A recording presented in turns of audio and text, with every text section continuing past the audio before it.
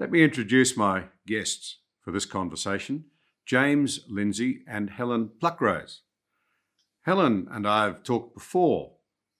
We had a bit of fun about something that was outrageous, but what she had to say in terms of unpacking where our culture is going is very concerning. It was very concerning indeed. Now, Helen and James have shot to fame as two of three people behind what's become known as the Grievance Studies Affair, in which they concocted quite outlandish journal articles, only to have them accepted by several prominent critical race and gender studies journals. If you want to know more about them, you'll find them online in my earlier conversation with Helen, amongst many other sources. James and Helen are now the authors of the much anticipated book, Cynical Theories, How Activist Scholarship Made Everything About Race, Gender and Identity and Why This Harms Everyone. James is holding up a copy. I have one online. I can't wait to get a hardback. It's really very, very well written. It's very easy to get through. Its unpacking of what's happening is very powerful, and it's been very positively reviewed. So I do recommend that you get a copy of it. People are seeing that it's a very important work. I would say a critically important work. And so I commend it to you. It's dense, but it's readable and it's packed with powerful information. But James, if I can come to you first, I think you're indicating that there's an important anniversary. That's right. The Grievance Studies Affair went public on October 2nd, 2018. So we are now at the second anniversary since those papers were delivered. The story of those papers was delivered to the public to reveal what we had uncovered and come to be familiar with in certain sectors of academia. So today is the second birthday of the Grievance Studies Affair, and we can, I guess, celebrate that. Well, let's start to discuss some of the things that you've been writing. And in terms of the book, I hope it is shaming people into thinking a little more critically, if I can use that word. Now, just to give a little more background for listeners, in this book, you write that critical theories, and in fact, you call the book Cynical Theories, critical theories with critical crossed out and replaced with cynical. You set out to explain how theories have developed into the driving force, no less, of the culture wars of our era. And this is the bit that really captured me.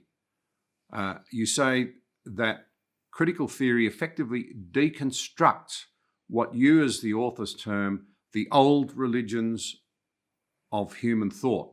For example, conventional religions like Christianity are done away with, rejected completely, but so too are secular ideologies, not just democratic capitalism, but Marxism as well. And all cohesive modern theories are found to be wrong and inadequate. Science is rejected, reason is rejected, philosophical liberalism is rejected, notions of progress are rejected. It strikes out against even the concept of the Enlightenment. All is swept away and replaced with a new religion, social justice, with a capital S and a capital J, no less. So perhaps I can ask you to tell us what critical theory is, and then tell us why you prefer to describe it as cynical theory. Okay, so critical theory has two meanings. So there's the Frankfurt School, which is critical theory with capital C and T, but we're not really looking at that so much. We might do at some point because it does have some influence, but in this book we're looking at critical theories which have come primarily from the postmodern type of thought. So any theories that are critical in this sense of trying to dismantle structures and institutions and revolutionize on a cultural level, those are the theories that we're looking at as they developed from postmodernism through critical race theory, post-colonial theory, intersectional feminism, queer theory, and all the others into what we have now, which is best known as social justice scholarship and activism. Jim, do you want to say why we said it was cynical? Sure. Yeah, so critical theory is kind of a broad category of thought, which would include the Frankfurt School's capital C and T critical theory as a formal way of thinking about things. tends to believe that society is organized into systems of power and dominance, and that those systems tend to hide themselves very well. They tend to make themselves look natural or reasonable or based in evidence and science and rationality, all of these great things from the Enlightenment, and tend to hide the ways that they actually oppress people. And so critical theory is developed to try to pick at the problems that arise within these different within our societies and our organizations or institutions, and even within individuals and other relationships, to find the way that those hidden systems of power are actually manifest and relevant.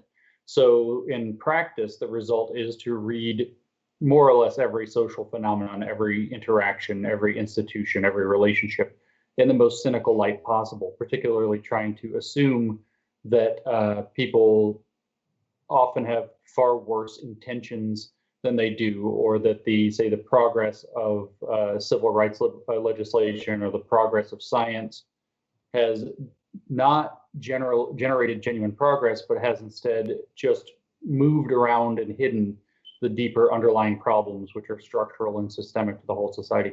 So it's a very cynical way to read society and interactions and intentions. So, for example, if you were to find yourself in a disagreement with somebody who's a critical race theorist, and you believe that you're doing so on the grounds of evidence or fairness, they would tell you that it's actually that you have a hidden desire to maintain your power and privilege that you have not properly critically examined. And the point of critical theories is to get you to recognize that you actually have self-interested or willfully ignorant motivations in disagreeing. And so, again, this very cynical read of your intentions and your motivations is at the core. So I think that on the cover, we put critical theories and crossed out critical for the word cynical. I think that communicates that idea as well as can be done graphically. You also describe in a way that I think is very, very useful indeed what this wokeness term really means. The people who have come to see things through these critical lenses and have reached the new uplands that the rest of us can only dream about. Those who have described what some people might call a great awakening. Now, you describe what wokeness is. The term's being used a lot at the moment, but you see it as being describing somebody who can see the truth behind racism and transphobia and homophobia and every other ill that people are concerned about. Yeah, I think that's what makes the whole thing so seductive. Within the theory, they refer to critical consciousness, and that is having taken on the right kind of consciousness to see critically through the systems of power. In common parlance at the moment, yes, we have the word woke, which comes from African American vernacular, but it's essentially looking at exactly the same thing. If you are woke, you can see these systems of power as they have been theorized by these particular theorists. It's a very religious kind of attitude towards it. You know, people have seen the light. They can see what's really going on, and they want to evangelize about it and get everybody else to see it as well. What's really remarkable about this is the return of absolutism. We're seeing the return of absolutism after a very long period of moral relativism, where we insisted that if truth was one thing for me, you could have another truth, and that was an equally valid truth. We've now tipped that on its head. We're now back in the days of absolutism, which you'll discover very quickly if you dare to disagree with somebody who calls themselves a social justice warrior. This return of a new, very strident authoritarianism is really interesting and concerning. Yeah, I think that's right. The ideology which sees power dynamics, systemic power dynamics, as it theorizes them, pervasive throughout society and in every manifestation of social interaction and phenomena, it has become very rigid. It has actually abandoned moral relativism more or less entirely where it comes to anything that can be read through a lens of power dynamics. The new absolutism is that the power dynamics are wholly determining of who is on the right side of a discussion and who is on the wrong side of a discussion, even who is authentically a member of the say identity group or racial group that they happen to be a part of. We saw, for example, the rapper Kanye West put on one of the Trump "Make America Great Again" hats and say, "Well, I think for myself now," and the result was Ta-Nehisi Coates coming out a couple of days later and saying, "Well, he's no longer black." So there's a very rigid requirement to adhere to understanding the power dynamics that these theories read into society and assume are the fundamental operating system of society. And if you deviate from that, the punishments are, in some cases, quite severe. Cancellation, with the street violence that broke out in the United States this summer, those are often, physical manifestations of either violence against people or more often against property damage and destruction and rioting and looting and arson and all of these other things that were all justified in these terms. So yeah, it's I think that's right. We're looking at something that's very puritanical and very morally absolutist and rigid. Yeah. And the other point that arises about what James has just said, I think the public manifestation of this, the public, decent average citizens in our streets, right across the West in particular, are staggered by what's happening. They're overlooking or perhaps not fully understanding that this is, if you like, the front of very powerful ideas that are fomenting away in the background. And your book does bring to life just how powerful it is and how much it's fomenting and how extensive it is. It's also, I would call it, I think, a sort of deep lament for the decline of what you would call true liberalism. Now, each of us might, in political and belief terms and so forth, come from somewhat different places, but under liberalism, we would say we're able to communicate. We have enough in common, enough respect for one another and for each other's dignity and our perspectives on life to be able to deal with one another and communicate with one another effectively. And that lets us hammer out our ideas and find sensible consensus. So I have to say to you, I share your very deep concern about the breakdown of liberalism. But can I have it in your words? What to you is liberalism, and why is it so important to fight to try to re-establish it? Okay, so when we're looking at liberalism in that broad sort of philosophical sense, so we're now speaking from three different continents, each of which actually use liberal in slightly different political sense, well, quite radically different political sense. So yeah, it's important to clarify first of all what we mean by liberal. We're talking about an ethos of freedom, freedom of belief, freedom of speech, of plurality. So people can have different ideas and they can coexist alongside each other without anybody having to dominate over anybody else. It's got at its center, there's the individual. We want everybody to have access to everything, regardless of what their identity is. And there's the universalism, in which we believe that we are all members of the human race, that everybody again should have the same access to everything, and we can empathize across any kind of divides that exist. And within that, there's also in liberalism, there's the whole sort of idea of colorblindness, in which we're not judging people by the color of their skin. There's meritocracy, where we want people to be able to achieve on their own merits, which doesn't mean assuming that everybody can already do that and there aren't any barriers in place. It's about creating a society where they can. So this is the very sort of broad idea of liberalism, of freedom and equal opportunity.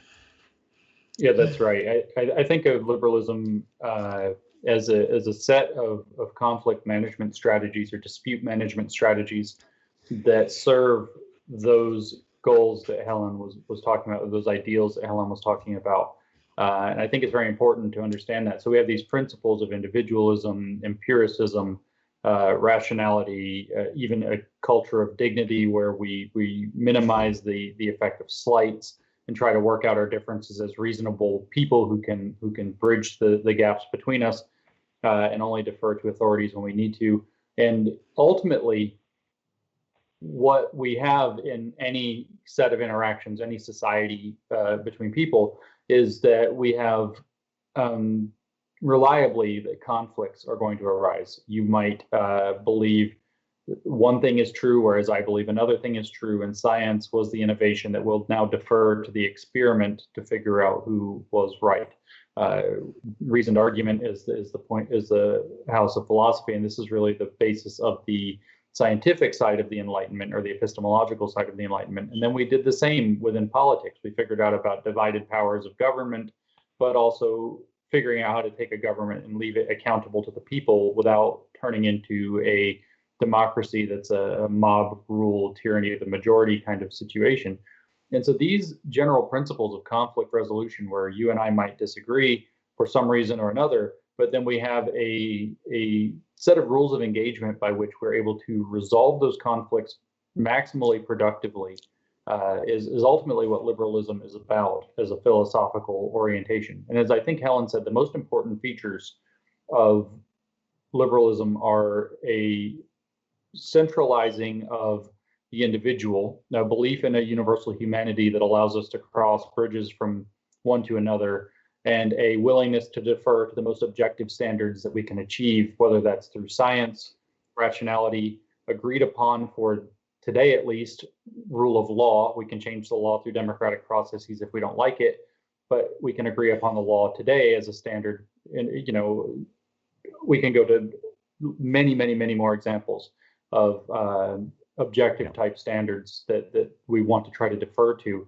in order to make these conflict resolutions as impersonal as possible, because that takes the personal self-interest and minimizes it, and facilitates being able to do so in ways that are productive rather than, say, violent. And to stop and think about a great figure of history such as Theodore Roosevelt, we apparently now want to pull his statue down, but he seemed to get to the heart of Western liberalism when he said, and I'm paraphrasing roughly, that no one should be above the law, that's a common saying, but no one should be beneath it either. So you get universalism, and when you find somebody who's not part of it or has been marginalised, you seek to address it. What we now see is the act of pursuing, it seems to me, a sort of new aristocracy. And we know how that usually ends. It's not well. If liberalism is such, and I think we're all saying it, such a superior social philosophy, why is it in decline? Why is it under threat and being weakened? Has it not defended itself well enough? Haven't we taught it well enough in our schools?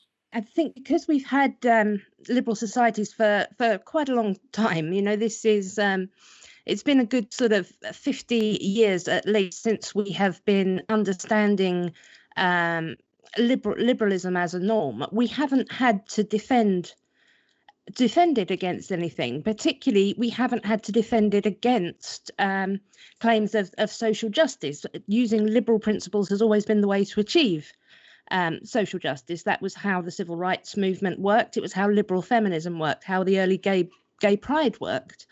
So this has been a norm for quite a while. We haven't had to defend it, but I think liberalism isn't really a very intuitive system for humans. I think if we look at history and we look at most of the world, it looks like humans trying to dominate each other, trying to set up one school of thought and then make everybody else adhere to it. So this whole sort of liberal development is really very new. It's a product of modernity, and it needs to be consistently maintained and upheld and reinforced, and we haven't been doing that. Now there's a tendency to think of it as hopelessly naive, and within the sort of critical theories that we're looking at, there's this idea that it is actually white, male and Western, rather than something that belongs to all humans, that there are liberals everywhere. At least in the United States. I can't speak for your islands, but I can speak that the United States civics education has been quite weak for a number of decades, at least 2, because that's when I would have been in school, so maybe at least 3. And that's a problem. So no, I don't think we're teaching liberal ethics. I think part of this, I was reading recently that part of this may have to do with the fall of the Soviet Union, at which you had Francis Fukuyama declare the end of history, that liberalism had won. And you don't really have to give a robust articulation of or defense of something that is won. It also doesn't readily have a clear and present comparison or enemy that it has to be held up against to say this is why we want to be liberal because we don't want to be like that. And so that, historically speaking, may be significant. But within these critical theories that we talk about, there's also been a deliberate effort to take that away, to make that less relevant, and in fact, not wholly wrongly, to identify it with patriotism and nationalism in ways that are not always productive of good things for their countries. Those, of course, patriotism and nationalism to the right degrees can be valuable to instill values, but at the same time, they very easily go too far. And the critical theorists have done a very good job, especially in education, of exploiting that and trying to shy away from anything that looks like a jingoistic, rah-rah kind of nationalistic or patriotic education. And in so doing, have done a fantastic job of getting people to question the underlying mythology and symbolism and even civics of their parent nations. Yes, I do think we have failed to teach history, the sort of ideas of religious beliefs and the story of our heroes and those who have shown great courage and foresight in the past to our young people. And that, I think, leaves them in a situation where they're easily persuaded, easily moved around, easily manipulated. I think that is one of the marks, frankly, of our culture in Australia. Young people, and I don't set out to criticise them, I don't think it's so much their fault, because many of them show signs now of wanting to know more, but they've allowed themselves to be fertile ground because they've not been given thorough grounding in how we came to be relatively free and prosperous and peaceful in terms of the society that we live in. It's as though the factors behind what I would think of those very desirable qualities are actually bad, actually evil somehow in and of themselves. But I think you argue very well in the book that critical theory leaves a great deal to be left from an intellectual point of view. I think that they're undoing a lot of the progress that we've made, where we've expanded our circle of empathy outwards. We've become less tribal. Our in-group has become much bigger. We can empathize with a greater range of people. Now, since we have been seeing an increase in identity politics, and that identity politics from critical theorists is also then often matched by sort of white identity politics and rigid gender roles from those on the right. And this is coming at each other in a way that really does bring out the worst parts of human nature. If we have a liberal ethos in society, then we have got the best sort of grounding for our natural empathy, compassion, and sense of justice. If we trigger our tribal tendencies, where we put two groups in conflict with each other, and keep dividing people by more and more identity factors, we're likely just to bring out the worst of ourselves, our tribal instincts, which enable us to dehumanize and to vilify people who are very much like us, but whom we no longer recognize as anything like us because of these arbitrary dividing lines that have been set up. But you obviously also argue that it's very harmful, and I think you're right. I am worried about what we're teaching our young people, where we're leaving them. But in what ways would you see primarily that these theories are playing out? And in what ways are they so very dangerous? I think you argued very effectively in the book and here today that critical theory feeds, nurtures, and builds up identity politics. And identity politics, it seems to me, is very dangerous for democracy because it draws a line between good and bad in entirely the wrong place, between one person and another person, based on things like people's beliefs, attitudes, or possibly physical characteristics, rather than where that dividing line should really sit, which is somewhere across each of us, recognizing that none of us are perfect. We're all capable of making mistakes. We're all, frankly, capable of regressing and moving forward as citizens. Yeah, I think that's right. And I actually think that this is a location where these critical theories are very damaging, not just on the kind of global level of creating tribalism, but also on the very personal, individual level and at the level of relationships. It becomes very difficult to have a true relationship with somebody if you have to recognize that other person as a member of a group ahead of recognizing them as an individual with whom you are relating. for example. So relationships become poisoned. And then when you add in the underlying assumptions that the systems of power are present and manifest and relevant to that relationship, and so that the right thing to do is to constantly bring them up and identify them and work through them, these kind of very negative rapport, painful, uncomfortable conversations that nobody particularly wants to have very often because they're very unpleasant. You poison relationships rather severely. I hear frequently now from people whose marriages are splitting up over this, or whose children have rejected or denounced them because of the differences over this ideology, and whether they support, say, Black Lives Matter sufficiently or not, whether or not they're now racist, or whether there's been hidden racism in the relationship. I hear a lot of this. I also think it teaches people, I don't think that it's great to have a rose-colored glasses view of the world, a naive, optimistic view of the world.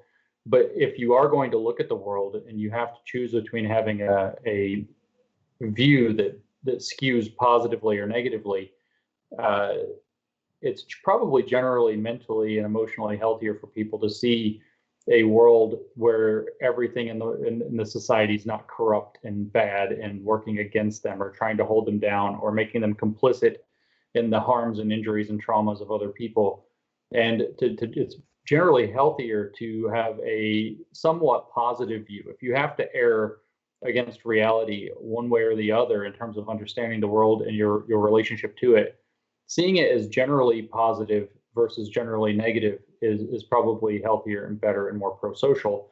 And critical theory, being, as we discussed, why we chose the title Cynical Theories, does precisely the opposite of that, more or less on steroids. It teaches people to find the problems in literally everything they look at, and to believe that forces way beyond their control, systemic power dynamics, are determinant of what will happen to them in their lives, and that those play out, as Helen was pointing out, in the most crude group defining ways, not even groups that people might willfully join, like a religion or like a political party or an affinity group, but rather groups that are based on how you happen to have been born. It's a very, very crude and ugly way to start teaching people to see the world, and again, in a very negative light. So I think that it does damage on basically every level you can possibly imagine. And they explicitly say that their goal, of course, is to tear apart the seams of the social contract or the social fabric that defines societies. So if you tear the seams of society apart, I don't see how this works out in the end for the people who have to live and work and relate to one another in that society. It seems that we can't ignore bad ideas and their potential to grow exponentially.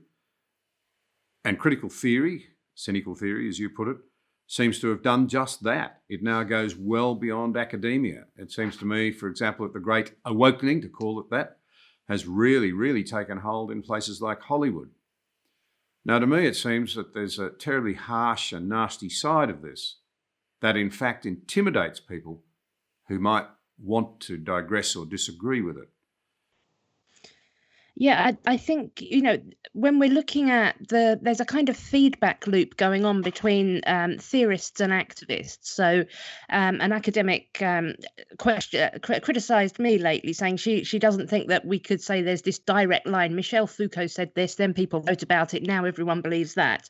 And I think that's right. I think we've tended to refer to it as a kind of virus. So that first burst of postmodernism, it stayed in the academy because nobody could really understand it if they were outside it. It was a really intensely, radically skeptical, deconstructive thing, and it just destroyed itself. But when it came back in conjunction with radical politics. And it had the ability then to be seized upon by the average person who hasn't spent years studying postmodern philosophy, but has got their allegiance in this kind of identity politics radicalism. So that's why it has been able to spread so much more easily. And then in the 30 years since this has been happening, the language has got simpler and simpler. It's become more and more sure of itself. A 10-year-old could read and understand Robin DiAngelo quite easily. And there's that seductive nature of it, where you can just read a few books of these kind of ideas and then develop this very simple framework based on identity and injustice, and you can lay it over society, and then you can read everything through it, and you can be a virtuous person who is trying to make the world a better place just by using this theory. That's right. Yeah, and it's certainly true also that certain sectors of our media definitely picked it up as something that they saw as consistent with engendering social progress. Not wholly wrongly, but when it gets taken to a degree to where it's gone too far and becomes cynical, it becomes dangerous. And in particular, I think one of the things, of course, it's very difficult to ask the question of why did this mainstream so thoroughly now when it has been around for so long and did not succeed before, without pointing out that social media and the internet are definitely kind of its natural playground and have facilitated that. So you see a feedback loop also. The kind of, I put this on Twitter recently today, the meme version of critical theory is a hot take, as they call them. So it's some kind of pessimistic or cynical read on society that digs into hidden motives, that makes the person who sees it think, whoa, everything's a little bit different than I thought it was. And wow, there's corruption hidden within that. And so it's these sort of things tend to go much more viral on the internet than do more sober analyses, or especially detailed technical and academic analyses.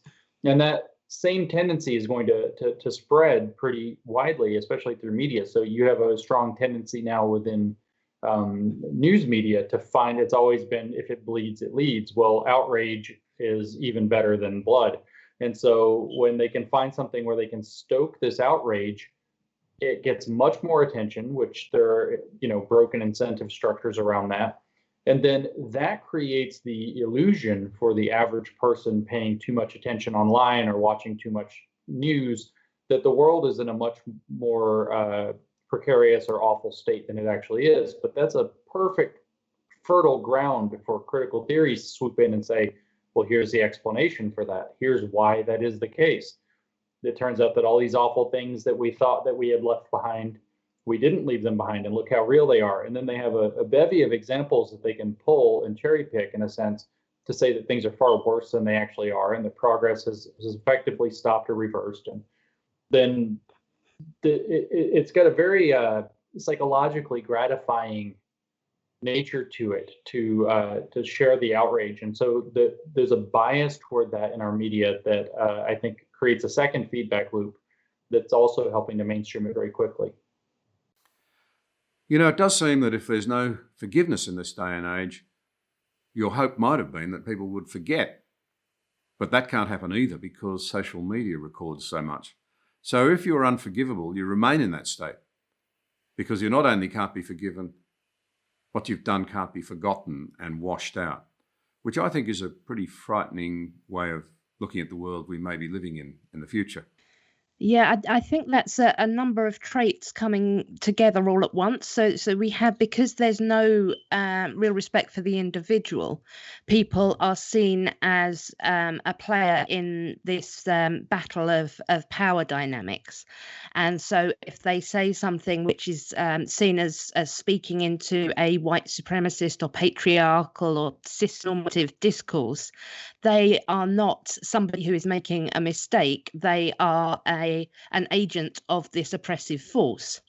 Then we also have the belief that impact is more important than intention, because we are not understood to have our own minds and be able to be the authors of everything that we do. We have to take responsibility for the impact that our actions are theorized to have. So it isn't really a matter of saying simply, I made a mistake, I was very thoughtless, that comment I made must have been hurtful, I'm sorry about that.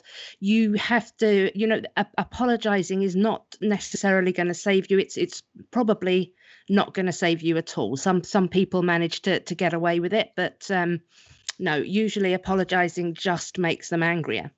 And then we have that underlying cynicism. And I think that cynicism makes people very harsh and angry, whereas a more liberal humanist approach will, look for redemption, look for the humanity in a person, and be more prepared to forgive. If you're seeing everything in this cynical sense of power dynamics, it really is a battle between good and evil, and people, the bad players just have to be taken out. So a couple of questions about the book. There's now a lot of pushback and a lot of circles in the public domain against the sort of nonsense that you discuss. But now you've written a book that's obviously aimed at the academic world. I'd be very interested to know if it's having any impact there, because there are people from right across the political spectrum, left, right and centre. I think of Jonathan Haidt, I think of Douglas Murray, I think of Coleman Hughes and dozens of other prominent people who are now becoming very effective and articulate critics of woke ideology. To what extent do you see it playing out in the public arena? That's question number one. Question number two, do you think this pushback is now starting to correct the imbalance in academic circles? I'm not very optimistic about academia whatsoever at the moment. And I at least, I don't want to speak for Helen, but I had hoped that this book would be something that forces a reckoning in academia. That academia, by its very nature, and this is generally a good thing, tends to be slow, tends to be methodical. It tends to look through and take things very cautiously. I know that there's a kind of very quiet groundswell around the book within academia. And so while it appears that the book was written for academics because it's so meticulously researched and I hope scholarly, that's actually more of a shield from unfair criticism that we know will come from academia. And the real intention for me was to make this book accessible to the public and to have a public groundswell around it, despite its rather heady and dense presentation. So I think that has happened. I think that is definitely happening. The amount of popular support for the book, which, given how academic it is somewhat surprising. The amount of popular support for the book is just actually not only astonishing, it's been a problem. We can't keep up with printing books fast enough for the people who want them. And people are coming back, and every day I receive a large number of messages or emails telling me that this book has finally given me the ability to understand or to articulate, especially, what's going on. I've had a sense that something has gone wrong and I don't know what it is and I don't understand how it happened, and now I do. So I think that academia, the question is, we'll see if and when it makes any dent. And then outside of academia, I think it's actually having quite a bit more impact. And that was my hope, at least, with it. Yeah, we've had some positive feedback from academics. This has mostly been from those who obviously weren't deeply embedded in the social justice ideas anyway. So there's the old left, the socialist left. We've had some positive feedback from them. We've had some from the liberal left, from the liberal centre, and the liberal right. So that's been encouraging. We've had a few of the usual culprits just sort of saying we're fascists or something, and then we've had the usual problem with philosophers who are very upset that we didn't spend the book going into great detail about the philosophical antecedents of postmodern thought, but actually worked forwards from that. So there's always people who want us to be more academic, and they're critical of how we've done it because it's aimed at people with no background. So they say that then it isn't scholarly enough. And then there are people who still find it a bit too heavy going and think that we've made it too scholarly, and they want to have a meme version of it. And I think, though, as we've seem to have an equal number of those, I'm taking that as an encouragement that we've actually got the balance right. James, if I can come to something that you've been working on, the idea of cultural Marxism has become quite contentious of late. I'm not quite sure why, because cultural Marxists tend to use the term themselves to describe themselves, the Frankfurt School, Gramsci and his followers. They were plainly intent upon advancing the revolution that wasn't happening quickly enough by undermining the institutions of the West. Now, you point out that the international liberal order that we're decrying the loss of is in many ways the product of the institutions of the West. I think you're onto a very powerful point. But you recently wrote an excellent article on the relationship between Marxism and wokeness. As I understand it, your essential argument there, or as I'd summarise it, might be that wokeness is profoundly Marxist, but also non-Marxist at the same time. Could you just unpack that for us for a moment? Yeah, so wokeness, the primary thing that is Marxist, if you will, but really Marxian in orientation, not to nitpick too much with that word, within wokeness is that it relies on Marx's idea of conflict theory, just as did the critical theory school and just as did Marxism proper. The conflict theory idea, in very brief, is the belief that society is broken up into classes of oppressor and oppressed, and those two groups are in conflict with one another, not any kind of a cooperative venture for the access to power, resources, and opportunities in society. And the idea of conflict theory, as Marx laid it out, is that the underdog, the proletariat, as it was with economics, have the moral high ground and the right to agitate for a revolution that overthrows, as he named them, the bourgeoisie, talking about the economic structuring of society. Then our critical theorist friends in the Frankfurt School, if we'll call them friends, did, as you noted, move that into the cultural arena. They wanted to look at the various institutions of liberal society and the family, faith, science, reason, enlightenment values, popular culture as it was emerging. The ability to propagandize, in particular, was very interesting interesting to them when they looked at media. They were, of course, simultaneously people who are trying to figure out why the Marxist revolutions had failed and to correct for that failure, while also staring at the emergence of fascism and trying to figure out why people were democratically choosing fascists to be their leaders in Italy and in Germany. And so some permission can be given to them there, but their ultimate objective was to bring Marx's analysis to another level, which was cultural, and to bring it into people's heads using Freud in particular. Freudian psychoanalytic theory was to be married to Marx's theories of economics to understand culture better. And that was kind of an explicit project that they undertook. So that hasn't gone away. The woke have inherited that. The woke of today have inherited that same conflict theory applied to aspects and elements of culture. They've also adopted the they say, the philosophers call it post-Marxist view of the postmodernists. The postmodernists had been communists themselves. They were, in fact, in the 50s, big fans of Mao Zedong.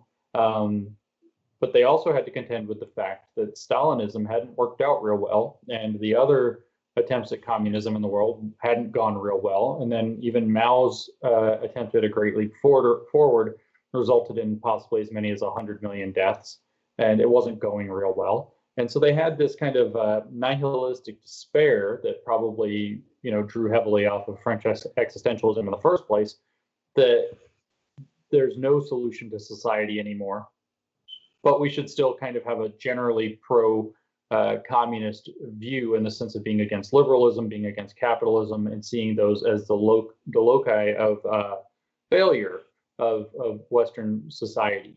And so their criticisms were, levied against Marxism and Marxist thought, but they were much more vigorous against the hallmarks of post-Enlightenment Western thought. And so this is all kind of the background noise, if you will, from which the woke ideology started to come into play. Of course, it also has to be noted that a lot of the early architects of the social justice, if you will, ideology that we now identify with wokeness were themselves very radical feminists or very radical liberationist, usually racial liberationist scholars. And the feminists have always had especially the more radical feminists who were not liberal feminists, had a pretty tight relationship with Marxist thought too. They saw the patriarchy as a manifestation of capitalism. The same thing happened in liberationist thought, which actually came out of the Frankfurt School from Herbert Marcuse. The liberationists saw that racism was an application of capitalism. So a lot of these kind of Marx-based ideas set the theoretical underpinnings of the woke ideology. But on the other hand, the woke don't care at all, it seems, about economic class, except to say that it correlates with their various identity factors. And so they use they use economic issues that the Marxists are actually very concerned about still, and say that the real variable of interest is something to do with identity politics, racism or sexism or misogyny or homophobia or transphobia or ableism or what have you, exasperated, etc. Judith Butler called it. You have to list them all.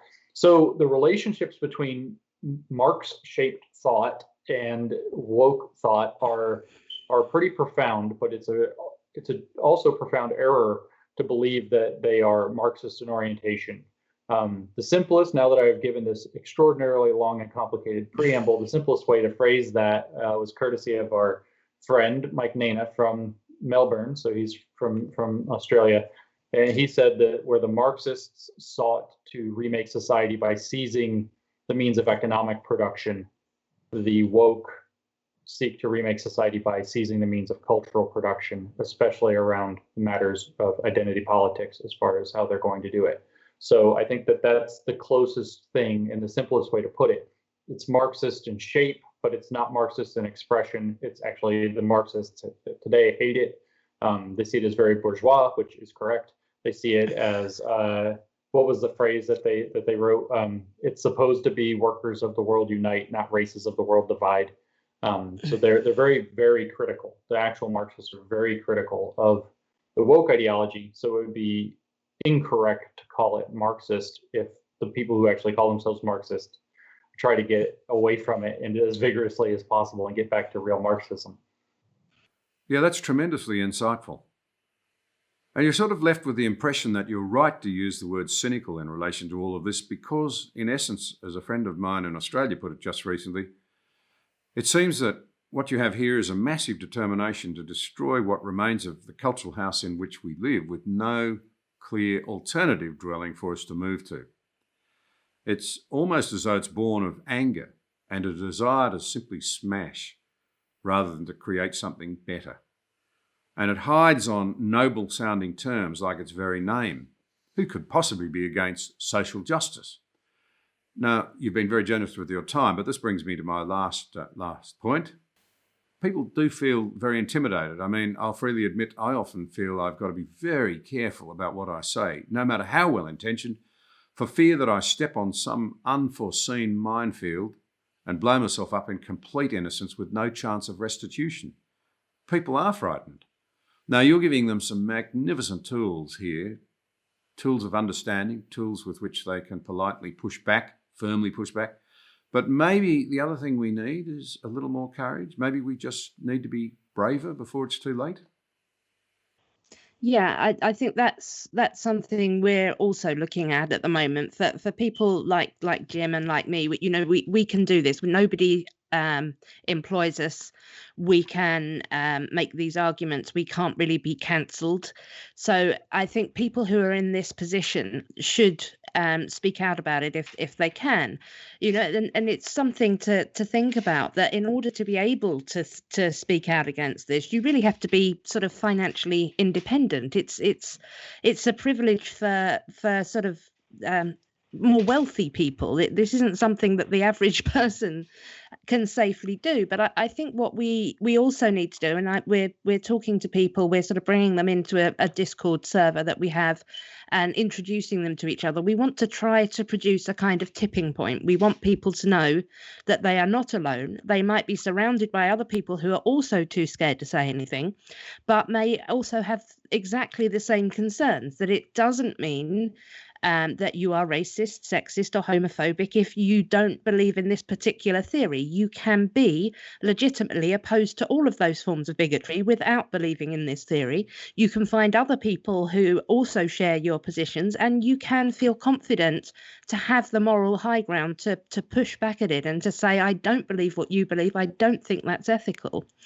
And if we can get more people together and have a few starting to speak out, I think we will see something like an avalanche. At the moment, the first people who put their heads above the parapet are going to get it shot off.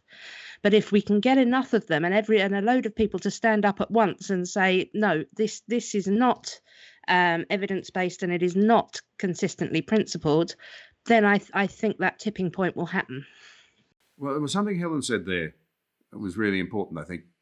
The need to be financially independent reminds me that it seems to me that wokeness has taken an extraordinary hold, certainly in this country.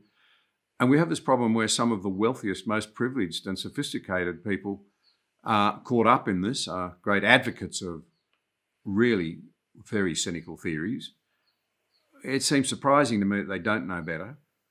They're actually engaging in a whole set of approaches which are going to end up ending everything that they say that they hold dear. That's the irony of this. And what frustrates me about some of these people is that they're actually very well educated. They've been through our best schools, through our best universities. They think they've been awakened when in fact they've been blinded.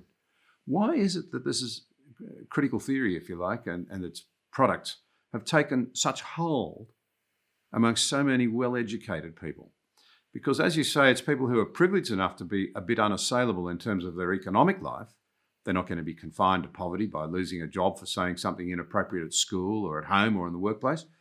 We need them to think clearly and to stand up. But they seem to be oblivious to the fact that they're in a very strange place, that they've been misled. No, I think, yeah, but we don't see it so much in the US. We've got the best figures from this. This isn't a thing that's really taking off in community colleges where people are sort of goal orientated. This is to some extent a luxury belief. It's something that people can go and study if they don't desperately need to go into a form of employment that is going to be well paid.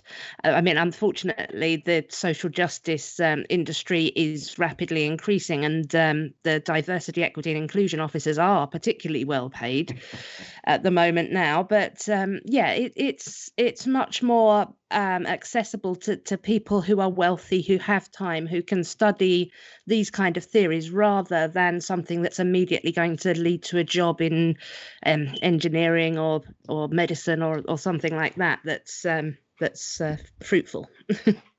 Yeah, there's the old saying about the type of absurdity that only an intellectual could believe, and it sort of comes to fruit here a little bit.